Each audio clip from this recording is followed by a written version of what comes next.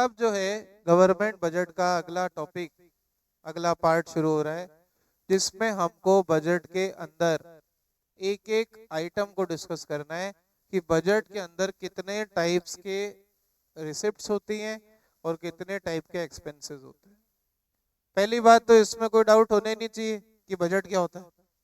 मैंने चैप्टर के स्टार्टिंग में कहा था कि सरकार एक बजट बनाती है, जहां पर सरकार एक लिस्ट बनाती है, एक अकाउंट बनाती है, कह सकते हो एक स्टेटमेंट बना सकती है, जिसमें दो साइड्स होती हैं, एक रिसिप्ट साइड और एक एक्सपेंसेस साइड। रिसिप्ट साइड, जिस प्रकार से अकाउंट्स में आपने रिसिप्ट्स पढ़ा है, वो सारी इनकम साइड होती है। कौन सी साइड होती है? Income side. इनकम के अगेंस्ट सरकार एक साल में क्या क्या खर्चे करेगी, ये सारी की सारी चीजें गवर्नमेंट बजट के स्ट्रक्चर में आती है। कहां पर आती है? बोलो, गवर्नमेंट बजट के स्ट्रक्चर। तो गवर्नमेंट बजट के स्ट्रक्चर के दो पार्ट होते हैं, एक रिसिप्ट और एक एक्सपेंसेस। जो रिसिप्ट साइड है वो इनकम साइड है, और जो खर्चे की साइड है उसको हम कहते हैं एक्सपेंसेस।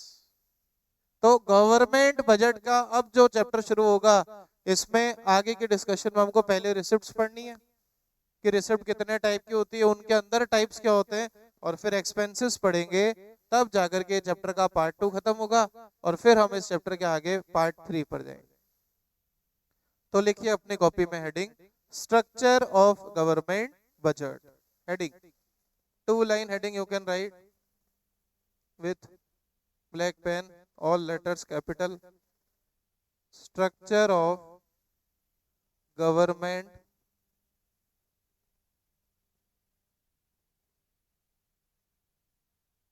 बजट।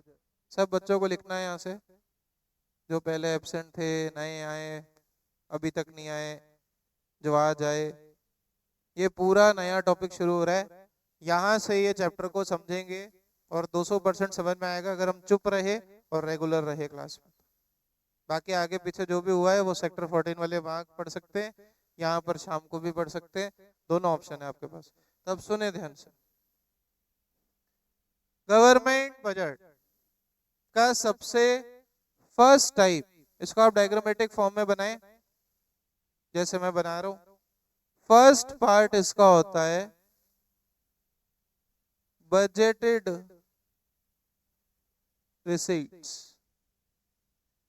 फर्स्ट पार्ट इसका होता है सर बजटेड रिसीप्ट्स या रिसिट्स। मतलब ये साइड गवर्नमेंट की रिसिप्ट की साइड है, और उसके अगेंस्ट वो खर्चे जो कि इस इनकम से या इन एक्सपेंसेस से, इन इनकम से जो एक्सपेंसेस हुए उसको हम कहते हैं बजटेड एक्सपेंसेस। क्या कहते हैं? बोलो, बजटेड एक्सपेंसेस। अब इसके अंदर जो डिस्कशन है वो अगेन इसके अंदर भी दो की रिलेटेड होती है, और इस फिर दो टाइप के एक्सपेंसेस होते हैं। उसको समझने से पहले सब फिर हम आगे स्टार्ट करें। सबसे पहले हम इस चैप्टर में रिसिप्ट साइड पढ़ेंगे। कौन सी साइड पढ़ेंगे? रिसिप्ट। फिर कौन सी साइड पढ़ेंगे हम? एक्सपेंसेस। लेकिन सब कुछ इस डायग्राम में नहीं होगा, इसमें सिर्फ मैं मीनिंग बता रहा हूं कि रिसिप्ट मतलब सरकार की इनकम और एक्सपेंसेस मतलब सरकार के खर्चे। अब रिसिप्ट साइड में मैं पहली रिसिप्ट बोल रहा हूं आपके सामने। इस रिसिप्ट का नाम है कैपिटल रिसिप्ट। क्या नाम है? Capital receipt. कुछ के दिमाग में ये दो वर्ड सुन के थोड़ा रिलैक्स फीलिंग आती है, हाँ अकाउंट से पढ़िए। वो नहीं है, वो नहीं है। अकाउंट्स में जो आपने पढ़ा वो अकाउंट्स वाले सर को बोलना। मैं अब जो पढ़ा रहा हूँ कैपिटल रिसिप्ट वही होती है, क्योंकि हम यहाँ पर कोई माइक्रो इकोनॉमिक्स नहीं कर रहे हैं। मैं यहाँ पे कोई करियर हेड्स के अकाउंट्स की बात नहीं कर रहा हूँ, या आपके पापा के बिजनेस के अकाउंट्स की बात नहीं कर रहा हूँ। मैं यहाँ पर मैक्रो इकोनॉमिक्स की बात कर रहा हूँ, और मैक्रो इकोनॉमिक्स में बजट की बात कर रहा हूँ, और बजट में उस रिसिप्ट की बात कर रहा हूँ जो सरकार के लिए कैपिटल रिसिप्ट होती है, या किसी भी देश की इकोनॉमी के लिए कैपिटल रिसिप्ट होती है। यहाँ पर मैं कोई वो नहीं बोलूंगा कि हमने कोई भी एक ऐसा एक्सपेंडिचर कर दिया जिसका बेनिफिट एक साल से ज्यादा मिलता है, वो अकाउंटिंग पर्सपेक्टिव है। Accounting is again a micro perspective. क्यों? क्योंकि अकाउंट्स ऑफ कंपनीज अलग बनते हैं, अकाउंट्स ऑफ पार्टनरशिप अलग बनते हैं। तो जहां मेरा मेरा हो गया वो तो माइक्रो हो गई, मैक्रो तो पूरे देश की बात करती है। तो यहाँ पर आप ये समझना, पहली बात तो रिसिप्ट, क्योंकि बच्चा यहाँ मैं इकोनॉमिक्स से पूछता हूँ रिसिप्ट कैपिटल है या रेवेन्यू, और वो मीनिंग लिखता है अकाउंट्स वाला कि ये खर्चा 1 से ज्यादा साल वाला है, इसका बेनिफिट 1 से ज्यादा साल मिलेगा, और वहीं पर क्रॉस करके 0 नंबर दे जाते हैं। क्योंकि वो आप अकाउंट्स की बात अकाउंट्स में करो, वो माइक्रो है। हर आदमी अपना अकाउंट्स अपने हिसाब से बनाता है, कोई कैश के हिसाब से बनाता है, कोई अक्रूवल के हिसाब से बनाता है। लेकिन यहाँ पर हम उस कैपिटल रिसिप्ट की बात कर रहे हैं जो पूरे देश के लिए कैपिटल रिसिप्ट एक सरकार के लिए होती है। तो इसके लिए पहले आप ऐसा समझो, एक कहानी जो कि भारत के संदर्भ में बिल्कुल सच रहे, जो आपने 10th क्लास में ग्लोबलाइजेशन चैप्टर में भी पढ़ी थी, मल्टीनेशनल कंपनी आपने जहां पर पढ़ा था, जहां पर आपने एमएनसी का डिस्कशन किया था, जहां पर आपने आपने डिस्कस किया था। तो सबसे पहले आप ये समझें कि भारत आजाद हुआ था 1947। उसके बाद कुछ दौर ऐसा आया कि भारत में जब अंग्रेज गए हमें आजादी देकर, या कह सकते हो जब हमने उनसे आजादी छीनी, तो वो काफी हद तक हमारी सोने की चिड़िया को सिर्फ चिड़िया बनाकर गए थे। लगभग हमारे देश के सारे डॉलर रिजर्व लूट के ले गए थे, और जो रिजर्व थे वो सिर्फ कुछ समय तक ही चल पा रहे थे, और वो समय आ गया था 1991, जब भारत के पास 7 डेज के भी पेट्रोल के पैसे चुकाने के लिए जो हम इंपोर्ट कर रहे थे उसके लिए देने के लिए डॉलर नहीं थे। और अगर 7 दिन के डॉलर भी और यूज होते, भारत अंग्रेजों की गुलामी से भी बड़े मुसीबत में फंस जाता, जिसको हम कहते हैं भारत दिवालिया हो सकता था। उस समय जो 3 बड़े चेंजेस किए गए वो तो आप जानते ही हैं, मैंने मैक्रो के बेसिक्स में भी डिस्कस किए थे विद एग्जांपल, जिनके नाम थे लिबरलाइजेशन, प्राइवेटाइजेशन और ग्लोबलाइजेशन। लेकिन क्या चेंजेस करते ही रिजल्ट आ जाते हैं क्या? आज सरकार ने टैक्स की रेट बढ़ा दी, कल से सब व्यक्ति ईमानदार बन जाएंगे? नहीं। फिर भी उस समय अर्जेंटली डॉलर की बढ़ती हुई डिमांड और घटते हुए 7 दिन की सप्लाई को ध्यान में रखते हुए वर्ल्ड बैंक ने हमें एक लोन ऑफर किया। क्या ऑफर किया? एक लोन। और वो लोन हमने लिया। बताओ, जब लोन लिया तो सरकार के पास पैसा आया या पैसा गया? पैसा आया। तो लोन लेना एक रिसिप्ट हुई, लेकिन वो लोन जो लिया, जो पैसा आया, उससे लायबिलिटी बढ़ी।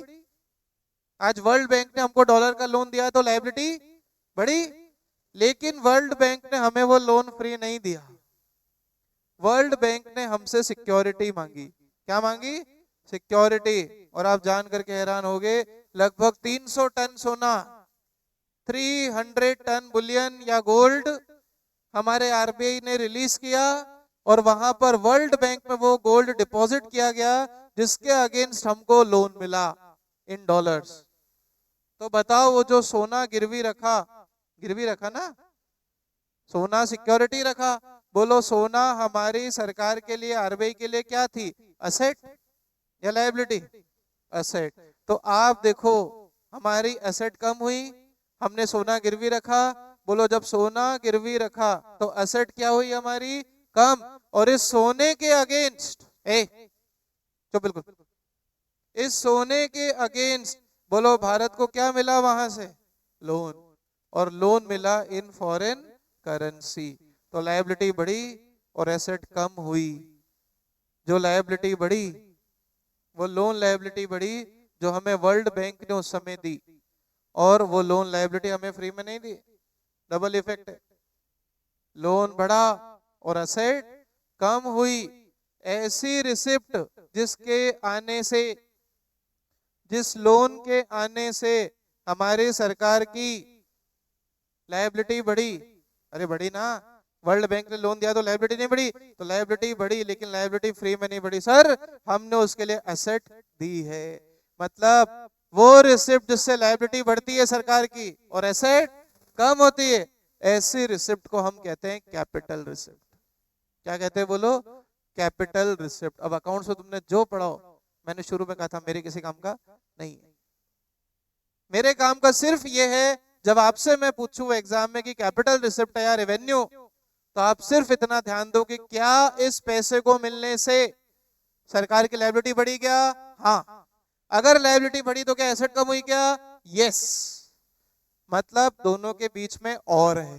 क्या है बोलो? और। या तो लायबिलिटी बढ़े या फिर सरकार की एसेट क्या हो? कम। ऐसी रिसिप्ट को हम कहते हैं कैपिटल रिसिप्ट। क्या कहते हैं बोलो? जोर से बोलो, क्या कहते हैं? Capital receipt. बेस्ट एग्जांपल पूरे चैप्टर में जहां पर रेवेन्यू कैपिटल का कंफ्यूजन हो, पूरे चैप्टर में जहां भी कैपिटल और रेवेन्यू का कंफ्यूजन हो, आप सिर्फ ये दो चीजें चेक करोगे। क्या सर इस रिसिप्ट से लायबिलिटी बढ़ रही है? हाँ। वर्ल्ड बैंक ने पैसा दिया, सरकार को तो मिला ना? सरकार को, हमारी सरकार को तो मिला ना? यस। पैसा आया? पैसा आया मतलब रिसिप्ट या एक्सपेंस? रिसिप्ट। और रिसिप्ट में भी कौन सी लायबिलिटी बढ़ रही है? वर्ल्ड बैंक लोन दे रहा है, लायबिलिटी बढ़ रही है, हाँ, कैपिटल रिसिप्ट होगी। लायबिलिटी बढ़ी, कोई बात नहीं, लायबिलिटी नहीं भी बढ़ी, क्या एसेट कम हुई क्या? यस। सोना दिया था तो पैसा मिला, आया ना? सोना गोल्ड रिजर्व सरकार की क्या होती है? एसेट। तो अगर लायबिलिटी बढ़े या फिर, मैं हमेशा कह रहा हूं या फिर, मैंने ये नहीं कहा और, मैंने कहा या फिर या तो लायबिलिटी बढ़े या फिर एसेट क्या हो जाए? कम। ऐसे रिसिप्ट को हम क्या कहते हैं बोलो? Capital receipt. क्या कहते हैं बोलो? Capital receipt. समझ में आया? अब रेवेन्यू को समझाता हूं। कैपिटल समझ में आया हो तो आगे बढ़ूंगा, वरना मैं इसी डायग्राम को 2 क्लास और लगा सकता हूं। बोलो यहां तक कोई डाउट? जब सरकार को पैसा मिला, वर्ल्ड बैंक ने हमको लगभग उस समय 300 करोड़ का लोन दिया था। कितने का लोन दिया था?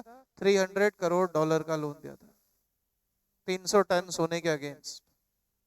जिसकी उपलब्धि ये हुई कि जब Bharat purchase power parity theory एक चलती है कि लोग कितना खर्चा कर सकते हैं, कितना प्रोडक्शन कर सकते हैं, उसमें दुनिया में लास्ट थर्ड था ये सोना, और ये लोन लेने से पहले लास्ट थर्ड। 2014 में हम फोर्थ हो गए। कितने हो गए? फोर्थ ऊपर से। और आज भी फोर्थ ही है, आज भी फोर्थ ही है, isn't it? तो ऐसे रिसिप्ट जिससे किसी भी देश की लायबिलिटी बढ़े या फिर उस देश की असेट क्या हो जाए बोलो? कम। ऐसी रिसिप्ट को हम कहते हैं कैपिटल रिसिप्ट। क्या कहते हैं बोलो? बेस्ट एग्जांपल जो मैंने अभी आपको दिया। कोई डाउट किसी को? कोई प्रॉब्लम? लिखिए। फर्स्ट रिसिप्ट के अंदर first capital receipt. Capital receipt. Write down. Those receipts, those receipts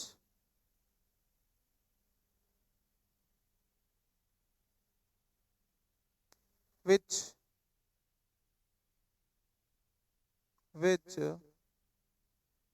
either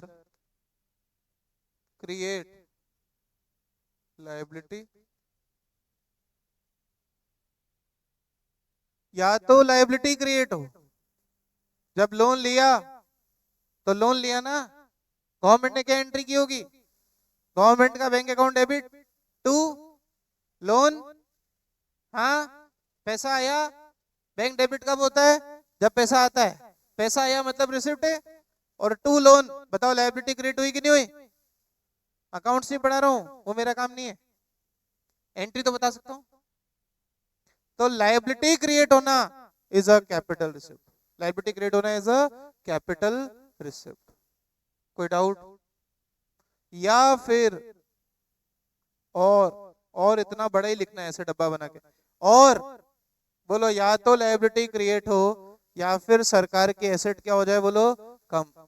हमने जो बात की उसमें दोनों ही हो रहा था, लेकिन आगे जाकर के आप चैप्टर में या तो लायबिलिटी क्रिएट हो तो भी कैपिटल रिसिप्ट है, या फिर सरकार के एसेट कम हो जाए लेकिन पैसा तो मिल रहा है ना, तो भी कौन सी रिसिप्ट है बोलो?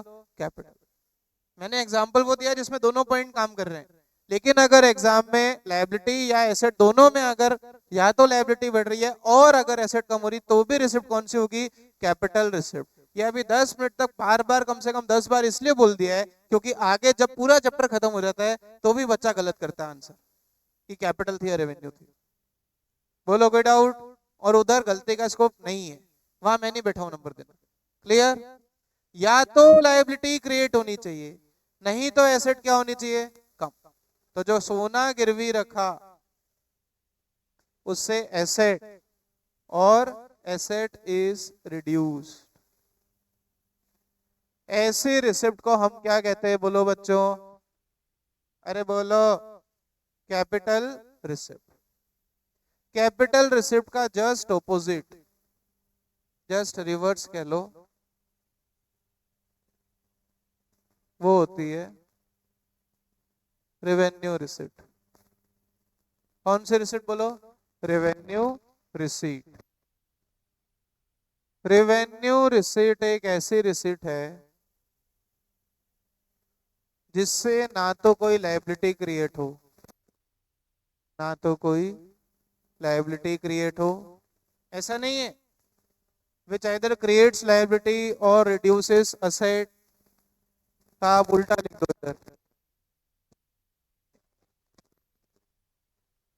ऐसी रिसिप्ट जिससे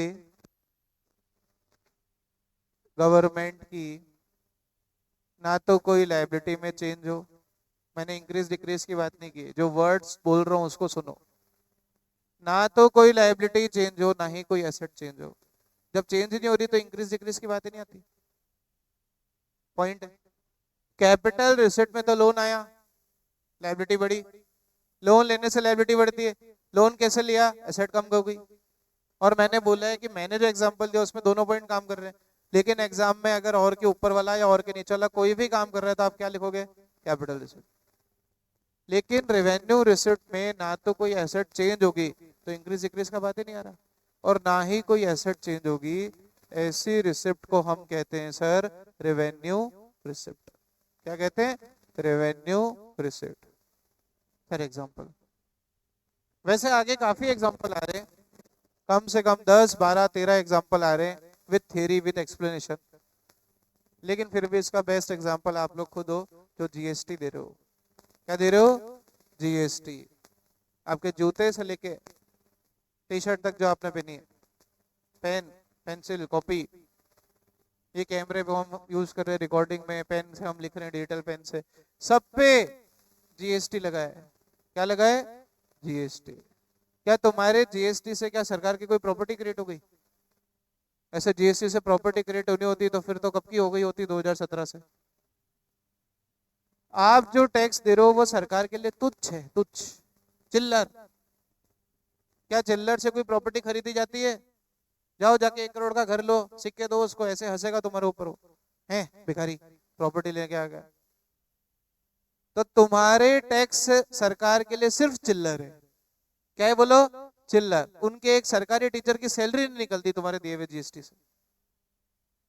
तो क्या कोई एसेट क्रिएट हो रही है? क्या तुम्हारे जीएसटी के पैसे से, एक छोटे से पैसे से, कई लोग तो जीएसटी देते ही नहीं है, कितने लोग बिल लेते बताओ? कोई नहीं लेता। वजह कि आप मॉल जाओ, वहां से शॉपिंग ना करो, जाओ जाके 2 किलो आप अमरूद लो, प्याज लो, बिल लोगे, सारा पैसा ब्लैक मनी में जा रहा है। तो ऐसी रिसिप्ट, टैक्स, इनकम टैक्स, ये कोई सरकार की ना कोई लायबिलिटी क्रिएट कर ही नहीं रहा, क्योंकि पहले सरकार को मिल रहा है पैसा। अरे तुमने सरकार को टैक्स दिया तो सरकार क्या तुमको वापस देगी? टैक्स नहीं देगी ना। सरकार को टैक्स कलेक्शन से क्या कोई लायबिलिटी क्रिएट हो रही है सरकार की? क्या सरकार तुमको तुम्हारा टैक्स का पैसा वापस दे रही है? नहीं सर, दे रही ना गरीबों को। अरे गरीबों को दे रही, तुमको दे रही क्या? जिनने टैक्स दिया, टैक्स तुमने दिया, तुम गरीब हो। पहली बात तो अगर तुम गरीब होते तुम पे टैक्स लगता ही नहीं। गरीबों पे इनकम टैक्स लगता है क्या? आज बुक्स में लॉस हो, नेट लॉस हो, तो क्या इनकम टैक्स लगता है क्या? नहीं। पहली बात तो टैक्स दिया किसी और ने जो प्रॉफिट कमा रहा है, और जो प्रॉफिट कमा रहा है वो तो टैक्स दे रहा है, तो सरकार पागल थोड़ी उसको वापस टैक्स देगी। मतलब सरकार को टैक्स का कलेक्ट किया हुआ पैसा वापस से रीपे नहीं करना पड़ता, तो फर्स्ट पॉइंट आउट हो गया, लायबिलिटी क्रिएट हुई नहीं।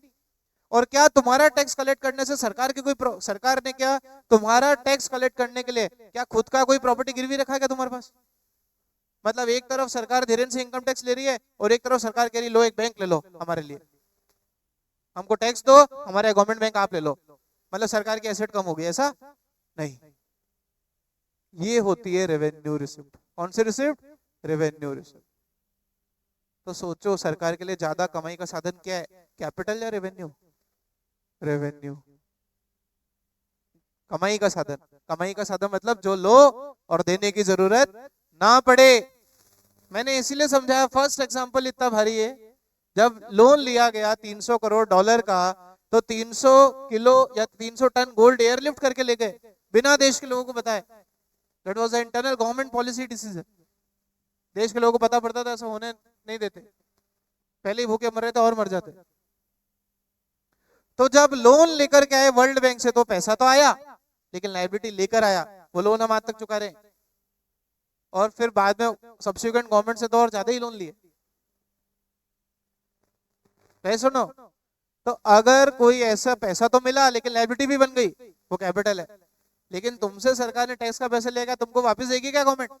नहीं। क्या तुम्हारे से टैक्स लेने के लिए सरकार ने तुम्हें खुद दिया क्या सरकार ने कोई गवर्नमेंट स्कूल तुम्हारे नाम कर दिया कि भाई ये धीरेन्द्र कहता है मैं 2.5 करोड़ रुपए जीएसटी दे रहा हूं, तो सरकार बोल रही लो एक गवर्नमेंट बैंक आपका? तो ऐसी रिसिप्ट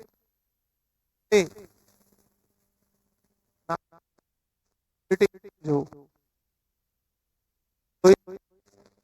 असेट चेंज हो, ऐसी रिसिप्ट को हम कहते हैं रेवेन्यू रिसिप्ट। क्या कहते हैं बोलो? Revenue receipt. लिखो, those receipt, those receipts which those receipts, oh भाई साहब Piyush please don't motivate me to throw out of this window, वैसे भी यू आर वेरी स्मॉल, एक हाथ में उठा के फेंक सकता हूँ, इतना तो दम है मुझ में, सरदार और अलग हूँ। ये पास वाले को भी उठा के फेंक सकता हूँ, ध्यान रखना, दोनों को एक हाथ में उठा के बाहर फेंक सकता हूं मैं। तो चुप रहो, बिल्कुल मजाक समझ रखा है, मजाक नहीं है ओ भाई साहब। मानस तेरे 11th के नंबर देख लेना, मार्कशीट मिल गई होगी। Those receipts which neither NEI, उसका उल्टा करना है, आइदर की जगह नाइदर, नाइदर क्रिएट्स लायबिलिटी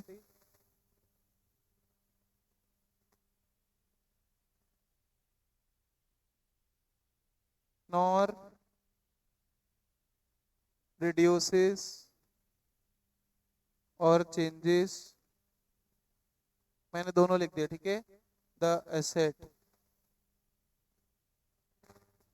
ना तो कोई लायबिलिटी क्रिएट होगी, ना ही कोई एसेट चेंज होगी।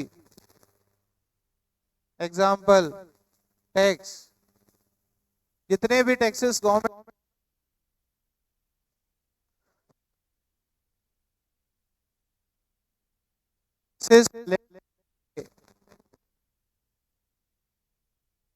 रेवेन्यू रिसिप्ट, रिसिप्ट होती बोलो रेवेन्यू रिसिप्ट। टैक्स लिया, क्या वापस मिलेगा आपको? अगर लेकर के वापस कर रही होती तो फर्स्ट होता कैपिटल रिसिप्ट, लेकिन आपका दिया हुआ टैक्स आपको कभी भी वापस आपको तो नहीं मिलेगा, गरीबों को भले मिल जाए, तो वो उधर कवर होगा, क्योंकि सरकार जब टैक्स गरीबों पर लगाती है तो वो खर्चे होते हैं, इनकम नहीं होती। हम इनकम साइड पढ़ रहे हैं, इनकम और एक्सपेंस में तो डिफरेंस क्लियर है ना? हाँ, नहीं तो 11th में भी बैठ सकता हो, उधर बेसिक इनकम एक्सपेंस सब पढ़ा रहे हैं सर अभी। बोलो हाँ या ना? यहाँ तक कोई डाउट? तो दो रिसिप्ट हमने आज पढ़ी, कैपिटल रिसिप्ट और रेवेन्यू रिसिप्ट। कैपिटल रिसिप्ट पूरे 12th में ध्यान रखना, जब भी गवर्नमेंट बजट आप रिवाइज करो, एक ही एग्जांपल याद करना दिमाग में, 1991 में सरकार को पैसों की जरूरत थी तो वर्ल्ड बैंक ने डॉलर में लोन दिया, लायबिलिटी क्रिएट हुई, कैपिटल। उसके आगे का एग्जांपल नहीं भी याद हो तो भी चलेगा कि सोना गिरवी रख करके तो एसेट क्या हो गई, कम। वैसे पूरा याद रखो तो दोनों लिम याद रहेंगे, लेकिन मैंने कहा है यहाँ पर इस चैप्टर में और प्रैक्टिकल काम करेगा। या तो लायबिलिटी बढ़नी चाहिए, नहीं तो एसेट क्या होनी चाहिए, कम। या तो मतलब और, दोनों में से कोई भी पार्ट सेटिस्फाई हो रहा है तो रिसिप्ट कौन सी होगी, कैपिटल। जो सरकार आपसे टैक्स ले रही है, सर टैक्स ही टैक्स बोले जा रहे हो, कुछ और एग्जांपल बताओ। जाओ आप बिना हेलमेट के चौराहे पे पकड़े जाओ खुद जरा, क्या मिलेगा, तुमको मिलेगा और भरना क्या पड़ेगा, पैसा। क्या इस एक आदमी के चालान देने से सरकार ऐसे अमीर हो गई? सरकार ने एक ट्रेन चला दी, ये इसका चालान कटा दो, नहीं। क्या कोई एसेट बनी, नहीं। क्या सरकार इसको चालान का पैसा वापस देगी, नहीं। तो ना तो लायबिलिटी क्रिएट हुई, ना ही एसेट कम हुई। रेवेन्यू रिसिप्ट, कौन से रिसिप्ट, रेवेन्यू। एक्सपेंसेस पे हम डिस्कशन कल करेंगे, आज की क्लास होती है